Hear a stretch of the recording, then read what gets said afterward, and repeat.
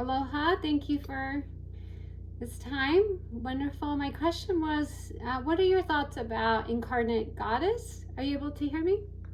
Yes, I am. Yes. Hi, darling. Uh, for years, I was asking my soul who I am when I'm not in this body. And then one day it said, I am Goddess Durga. I had never heard of Goddess Durga. I had to look it up. And what do you think? Do you have any experience? And what are your thoughts about, can we be incarnate goddesses that are here during this time? Mm-hmm. Yeah, it's interesting. I think that when it comes to, and I think this is like the thing when it's like when we're doing past life regressions and all of that as well, we can come to it like, I'm not saying you're doing this. I'm kind of saying this for all of it. Like we can make it like be this literal thing rather than like an aspect of a vibration. So, for example, Durga, she was born through the third eye, literally the third eye. Well, Kali was born out of the third eye of Durga when she was in battle.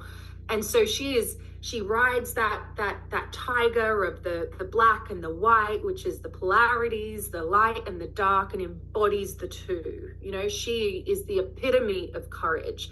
So what I would say is, when receiving something like that, well, first of all, I believe all of us are embodiments of the goddess. And when it's embodiments of a particular goddess, it can be perhaps at a soul level or an ancestral level or whatever it is for each of us, it'll be unique.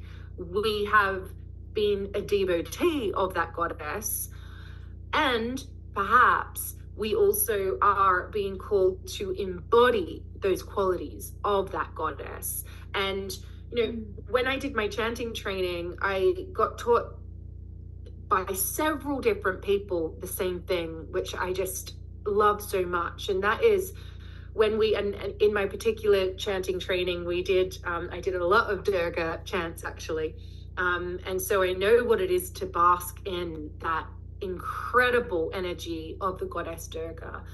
And what they say is that the chant exists in the field, the vibrationary field, and as if it's like an energy in itself. And so all of the people, millions and millions who've ever chanted that chant, all the times they've ever chanted that chant, as we chant that chant, we're tapping into that field.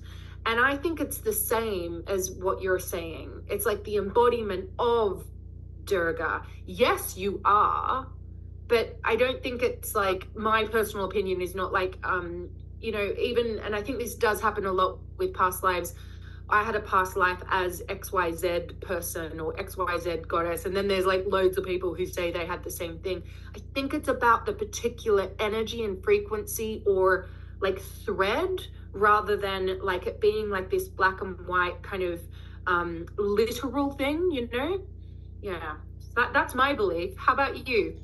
Thank you. Yes, it was just overwhelming to have something like that and wonderful. And so I didn't know if it's possible for, like, you know, all the goddesses that we talk about, and I know many people can come and embody them, so it wouldn't necessarily be just me, but like you said, their energy and incarnate from any of the ones we're talking about, from Kali to Persephone or Aphrodite, that part of the essence comes and it's in us here now.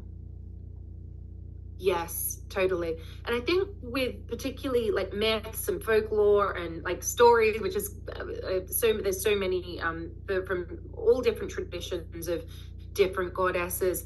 I think that they also hold this thread, this invitation for us. And yeah, so I think whatever goddesses appear for us, it's like, okay, how am I being called to embody that now? Because we all can. I feel that. Thank you so much. Perfect.